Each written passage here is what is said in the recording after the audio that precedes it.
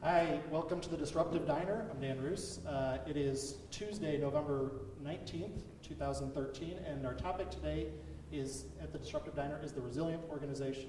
And this topic came up because we noticed that there's a lean startup movement, so startups, small companies moving very quickly, trying to learn as much as they can about the marketplace. And at the same time, very large organizations are talking about how they're learning to adapt and be more responsive. We thought there was some interesting overlap that we could explore. So we're going to have three presenters to talk about that topic, and I'll introduce each of them in order. There'll be time for discussion in between, so if you have questions, make sure you let us know. If you're watching this recorded, some good things to check out and look at online. If you go back to our website, we'll have an archive of their presentation as well, so if you want to see their slides. But we're going to start with, what is an organization, and fundamentally, an organization might have a lot of assets. It might have a bunch of transactions, might have a bunch of people, but fundamentally, an organization is held together by its culture. And we're lucky to have today Sylvan Schulz. Sylvan Schulz joins us from a technology solutions company. She helps them with understanding culture there, and helps leadership, how they think about as they merge with other organizations, as they acquire other organizations, and how they become intentional about the kind of company they're trying to become. So Sylvan is going to start us off with an exploration of what is a culture and how do you create it. So the format is, as she gets ready, she gets 20 slides, 20 seconds each. We do this to make sure we have plenty of time for conversation. It's going to give her a lot of energy, and she's going to do a great presentation. If her slides don't always match up with what she's saying, cut her some slack, because she's doing 20 slides every 20 seconds, a slide every 20 seconds. But this should be very exciting. So I'm going to get you teed up. Are you ready? I'm ready. Oops. So my talk today is entitled, Oops. There you go. Culture Happens. So whether you're steering it or not, culture happens. And that's why it's important that you have an intention when you build a culture that you want, and that you're very prescriptive in one way about your value set so that people know what you're serious about. This is a leadership responsibility, and I think more important than strategy. When you're small, you start out very intentional about who you hire that share your value set and your goals, and it's easy to do because you're one, maybe two people. But as you get bigger, it becomes much more difficult because you can't be involved in every hire. So that's why it's important to have an intentional culture in what you're hiring for, that people understand beyond your own boundaries. So first, let's look at how the brain processes information. So we take in information in our prefrontal cortex, or our PFC, and if the information's familiar, we check it against the basal ganglia and go on our way. If it's not, it goes to the amygdala. The amygdala is where the threat response lives, and fight or flight happens there. So that's part of the limbic system. In this system, we have triggers that make us uncomfortable. What settles that down is more information. So we go back to the PFC and we make sense of things in a different part of our brain. So that's how change registers. It all registers as threat initially. With any change effort, you're going to have three stages. So the way we process it makes sense that we'd have awareness first, understanding, and then action. And so look at your value set, brainstorm on it, look at what you really value in your company, make a list, argue about it, because that's going to become the cornerstone of the personality of your company. So with that in mind, you need to be aligned in your leadership and aligned in all of your values with that throughout the whole organization. Okay.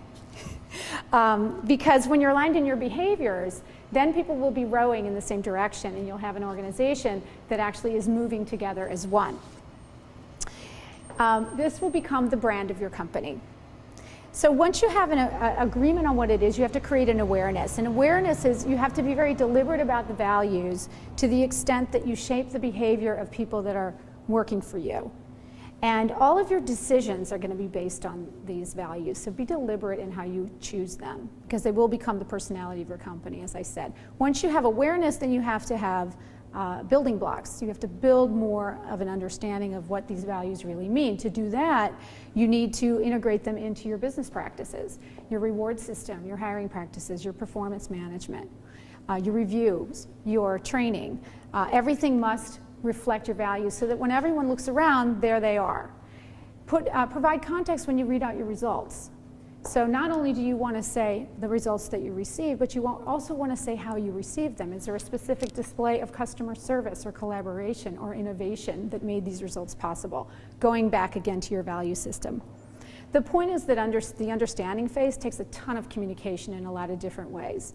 And if you are not deliberate about the way you're communicating over and over and over again, people are going to miss what you mean by all your value set. This, I hope it doesn't switch, but this is a great quote. The biggest single problem with communication is the illusion that it has taken place. You just can never do it enough. Once you have good understanding, good awareness and an understanding, then you'll move to action. And the action, this is an example, this is a flywheel. A flywheel is very hard to get going. Once it does get going, it's very hard to stop because it has forward momentum. That's when you know you've built a good culture, is when everyone's acting in that similar way. So as an example, this Zappos is a company known for its culture. One of their values is create fun and a little weirdness. So they ask their employees to come and decorate their cubes in any way they want because they believe that the unique experience that people bring to their work will also be translated to their customers. And so they very much hope and want people to bring their uniqueness forward. Also, Enterprise Rent-A-Car is another one. They actually give a budget to all of their locations and say, do with it what you want so that you can build a happy customer base. They're not very prescriptive about it. So they've been known to do very creative things in order to build a loyal customer base. So I'm going to give you 5 tips now on what to do to build and sustain a culture. Number 1, hire for culture first and skills second. It's much more difficult to teach someone how to change their value set than it is to teach them a new skill. So make sure that once you have an alignment on all the cultural attributes that you want your company to stand for, hire for it. Number 2, reward the right behavior and coach the rest.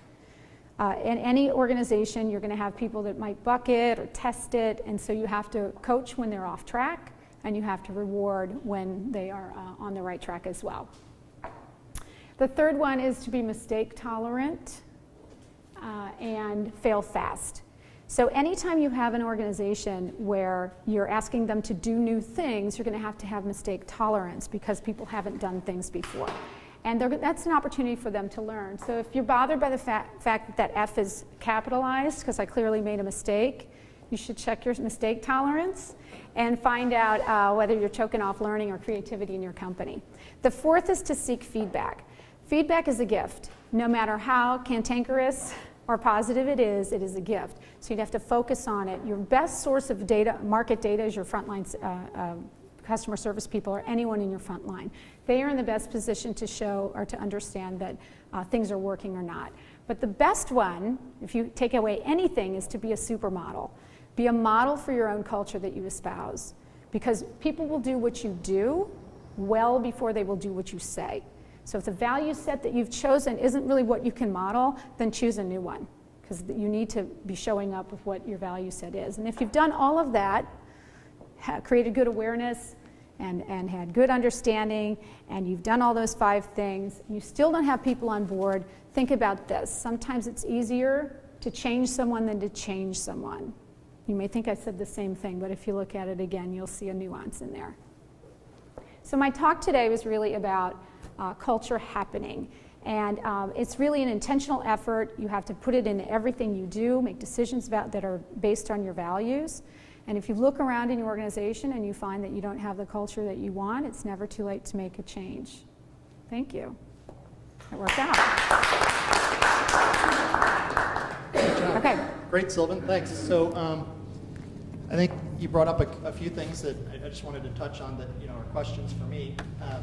So you talked about hire for culture first and then skills second. I think it's really easy to say. How do you?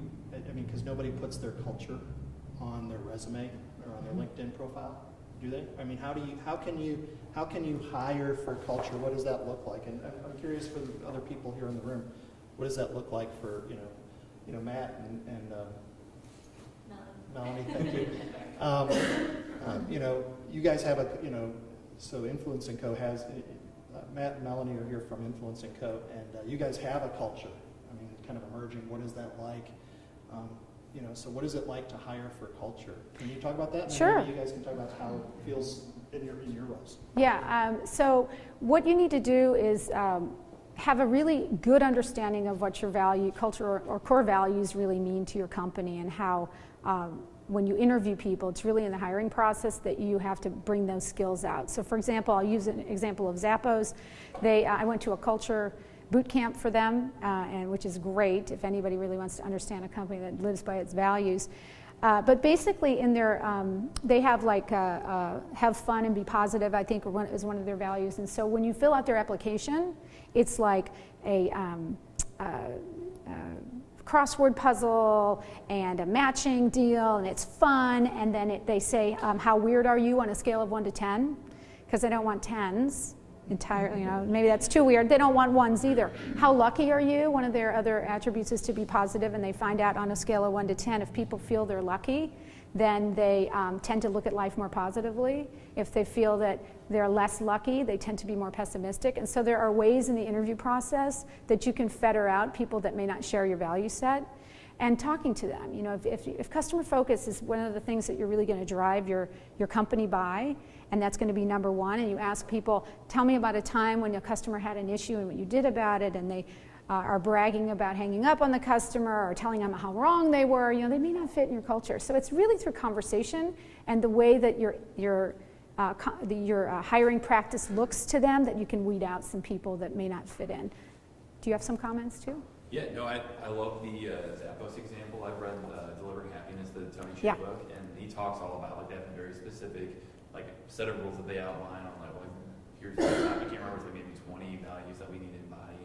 So I kind of wanted to know, especially if you're a startup that maybe recently pivoted or is thinking about pivoting and things like that, when should you really concentrate more on culture? Maybe if you're not even concentrating on growth yet, I didn't know what the timeline might look like. Yeah, good question. So Tony Hsieh would say, the president or the CEO of Zappos, that since you know his story a little bit, I'll tell the rest of them. So he started a company, I can't remember what it was called, but he eventually sold it to Microsoft for a lot of money. And he tells the story that he came into that organization, built it up, and one day sitting in his cube or in his office said, I hate this organization. It is not at all what I want to, I dread coming in here. And here's the leader of the organization. So he made a vow that the next company he got involved with from the beginning, he would base it on the value set that he wanted to come in, what values that could exist where it was an environment where he wanted to come into. And Zappos was one, by the way, was already established, but it was very early. And he decided then when he took the CEO job that it's so important that you should start with it. And so the best time to do it is when you start. Because once you lay out your values and what is collaboration, ownership, community, whatever these things are, once you lay that out, then all of your decisions are a lot easier. Right. So it doesn't matter so much what you're doing rather than the values you're doing around. Yeah, and Tony would say, it doesn't even matter what your values are, just as long as you live by them. Yeah. So, yeah. Interesting. Yeah, Stuart, go ahead. One of the models that we put forth is look at culture as a light prism. Okay. And that anything that you put into it, you're going to get a refraction. So as in, I would start day one. I mean, you establish, here's where we're going, here's our mission, vision. By the way, how are we going to behave on our way to get there? Mm-hmm. And then because the key then as the organization grows is you want to be able to predict what that prism is going to do. So any change or process you put in, if you can predict it, because that's the beliefs and assumptions inside. Yeah. And you get your behaviors, you can then start predicting the behaviors then result in the output. Absolutely. Just a reminder, if you're watching via live stream, you can text me or email me, dan@openlydisruptive.org, or you have my text contact information. And with any questions, we're going to wrap up here and give everybody time to kind of digest this and have some discussion. But I think the one thing that's kind of compelling that you put in there is fail fast. Mm-hmm. And when Darcy Lilly comes up to do our next presentation, she's going to talk about an organization where traditionally failure is not seen as an attribute. Yes. And I think that's hard for us to understand that, that we think that's really unique, but in reality, no organization really wants to have failure. But you have to have it in order to advance.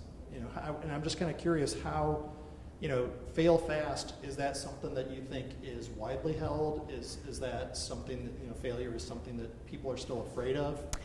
Yeah, it depends. You have to have the idea of having a mistake tolerance, which says it's okay to make mistakes because I want you to try new things and be innovative and creative. But at the same time, to own that, you also have to, I want you to recognize when it's not working. So don't get married to your idea, get married to success. And if you stay focused on that, then feedback, like I said, seek feedback. Feedback, you say, oh my gosh, thank you. I was going down this path, that makes more sense. And so you can begin failing fast very intuitively because you're focused on the outcome versus focused on your own ideas. Yeah. I was going to say it tied to learning. And so involvement, consistency, mission and tied to learning. And then therefore failing is part of the process of learning. Yeah, you don't really learn much if you don't fail. Yeah, great. Well, that's actually going to tee us up because Darcy, when we come back, Darcy is going to talk to us specifically about how to apply learning in a big organization and take this idea of culture and start running with it. And how do you actually do the practice of intentional culture? So, Thanks. We'll be back shortly.